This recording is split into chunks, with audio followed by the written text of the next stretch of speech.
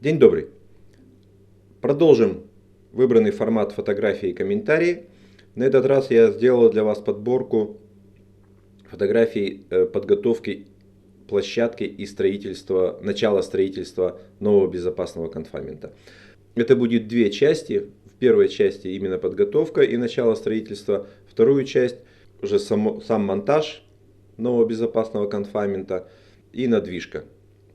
О его функционале, насколько он эффективен, в фотографиях не расскажешь. Это я сделаю видео отдельное.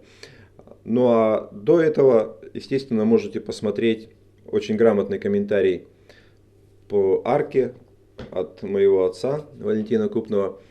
Ссылочку я дам в конце. Итак, начинаем мы 2003 год. Эта фотография сделана Укринжгеодезия. Они сделали аэрофотосъемку всей площадки Чернобыльской АЭС. Я выбрал только, естественно, площадку объекта укрытия. Так она выглядела в 2003 году. Склад графита, мостовые краны, сам пропускник, смотровой павильон. Здесь, как мы видим, еще нет здания караульной службы. А вот о чем мы поговорим в ближайшие несколько фотографий, это берма. Ее соорудили вместе с этой пионерной стеной вдоль машзала с одной целью.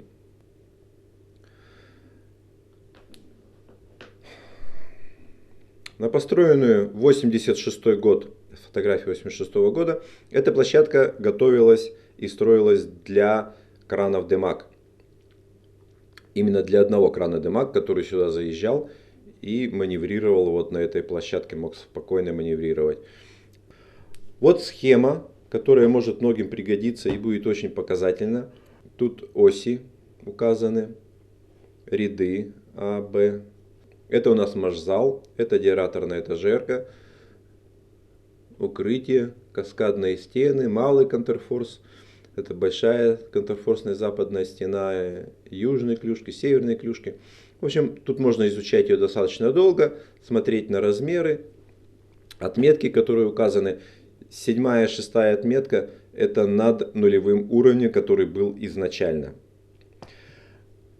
Вот берма, о которой пойдет речь. Она была 10 метров высоты, почти 11, 103 метра длины и 24 ширины. А в 2006 году началась подготовка к демонтажу. Сделали вот такой заезд специально, чтобы сократить путь движения транспорта. Потому что если мы посмотрим на эту схему, на эту фотографию, чтобы сюда попасть, нужно было вот сюда заехать, здесь развернуться и вот только потом уже попасть на эту площадку для демонтажа. Сделали вот здесь заезд. Вот он. Загнали туда технику и с помощью пилы системы Hilti делали надрезы. Более полуметра толщиной был бетонный наплыв. Вот такая пила, чудесная, круговая.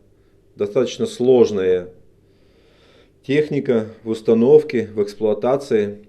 И специалисты работали высокого уровня, чтобы так работать и пилить столь мощный бетон. Параллельно его тут же долбили.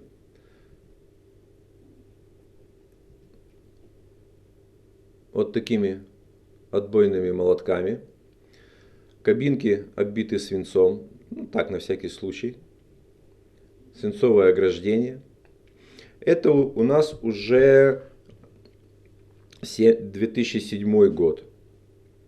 То есть начали подготовки в 2006. В 2007 году уже активно приступили к ее разборке.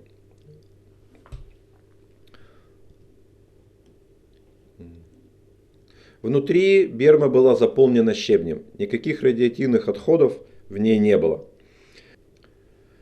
Это уже у нас январь 2008 года. Достаточно активно идет разборка Мгм.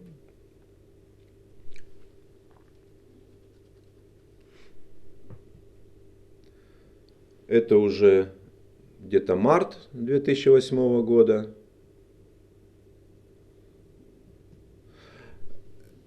Эта съемка с вертолета была произведена по заказу Новарки.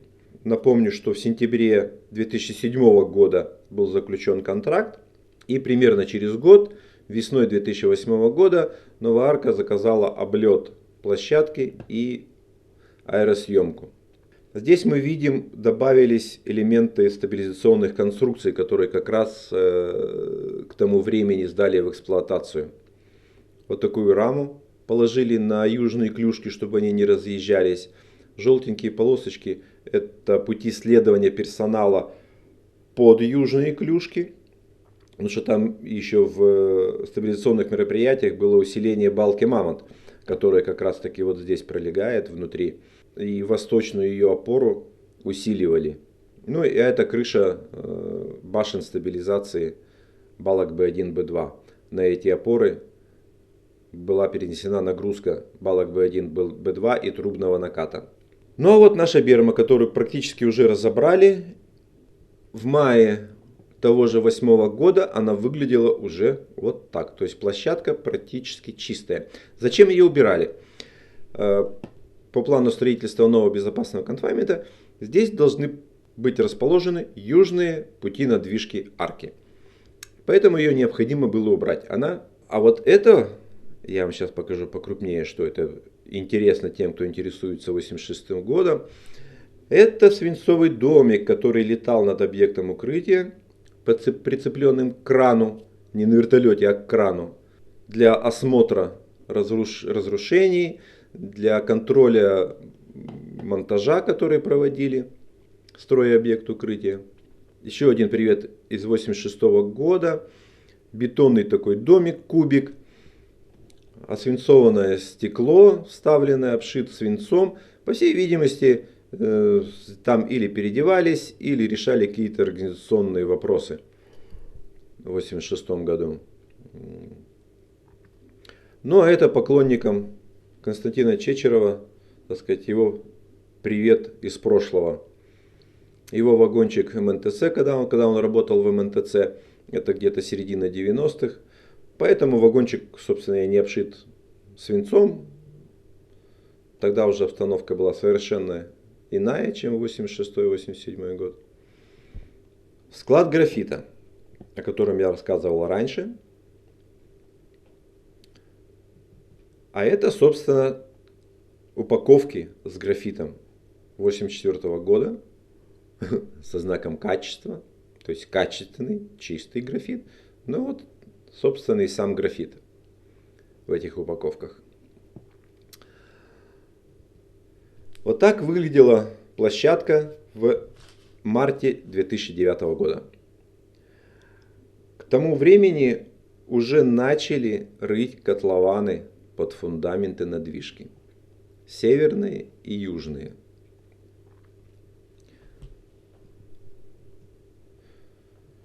В самом начале проблемы были в основном только с северным котлованом. Там извлекали технику, которую там же и хоронили в 1986 году. Те, кто смотрел выпуск «Кофе со вкусом Чернобыля 10», где я рассказывал о здании караульной службы, вот этом, как его снесли, наверное, помнят. В проекте здание предусматривалось бомбоубежище. И они его начинали строить, но наткнулись как раз таки вот на эту технику, погребенную там. Тогда они не смогли вытащить, закопали обратно и от бомбоубежища отказались.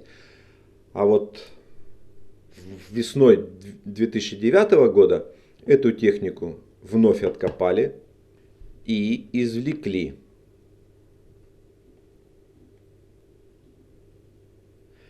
Это вывоз извлекаемого грунта, проверка его на радиоактивность, на какую площадку везти, где его складировать, в зависимости от измеряемых уровней. Это южный котлован, будущая южная лента путей надвижки. Это апрель 2009 года. Северная лента. Как видим, здесь опять стоит кран и что-то будут извлекать. То есть опять попали на захороненную технику 1986 года. Посмотрим ближе. Вот она. Извлекали ее частями. Сначала вот обрезали болты. Скажу, что радиационный фон не особо повышался в этом месте. По гамма, но он практически был равен окружающему, какие-то единицы миллирентген в час. Единственное, по бета там, конечно же, были сотни и тысячи бета-частиц на квадратный сантиметр по загрязненности. В этом плане техника была, конечно, грязная. Вот так ее извлекали частями. А теперь через год, март 2010 года, начало марта, еще снежок лежит, но уже прорыты котлованы и вдоль объекта укрытия с северной стороны смонтированы ограждающие стенки. Это в обратную сторону, если смотреть. Здание караульной службы еще стоит на месте. А если мы сейчас посмотрим налево, то увидим красавец-блок, который мы уже больше никогда не увидим. Прям ностальжи.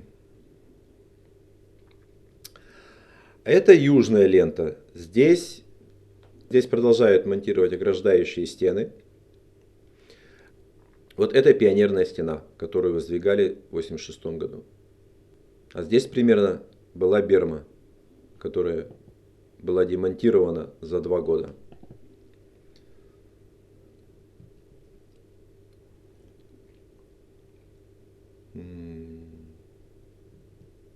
Вот монтаж ограждающих стен.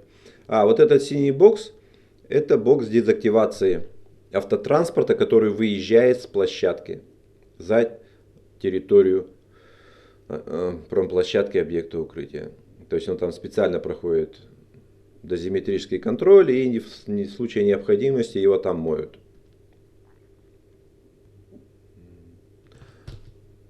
Вот. Это уже май месяц 2010 года. Южная лента. Это северная лента. Весной 2010 года проблемы в котловане возникли здесь. Вот. Наткнулись на бетонный трубопровод, частично заполненный бетоном. Это задержало строительство на какой-то срок. Пока это все извлекли, раздолбили и убрали. Склад графита.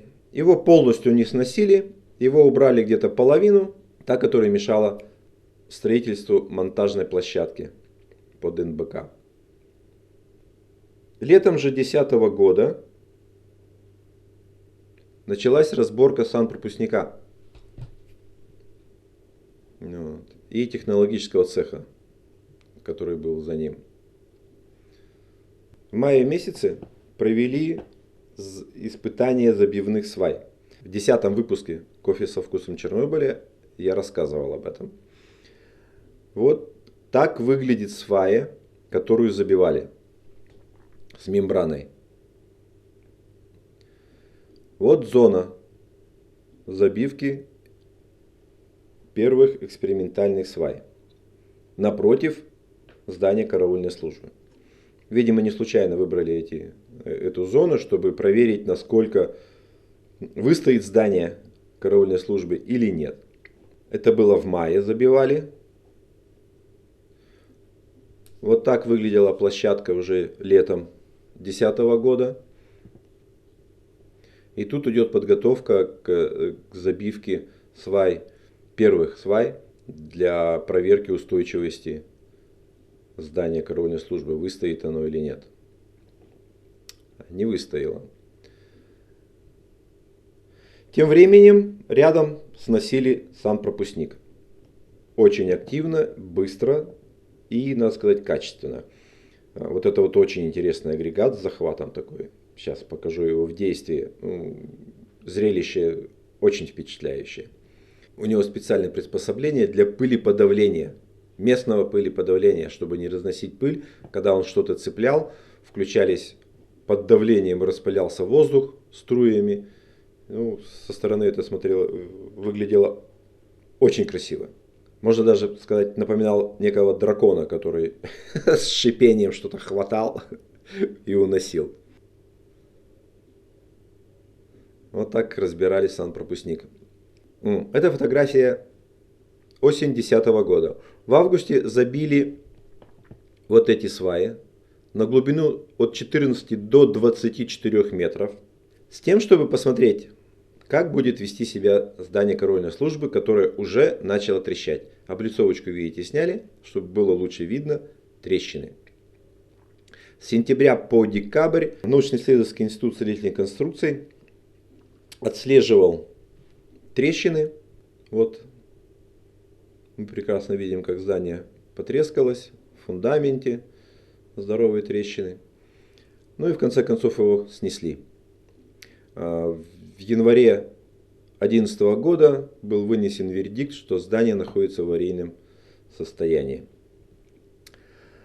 Параллельно осенью уже 2010 года готовили вот такие блоки, скрученные из арматуры, причем нехилой арматуры такой, которые потом закладывали в котлованы под пути надвижки и заливали все это бетоном.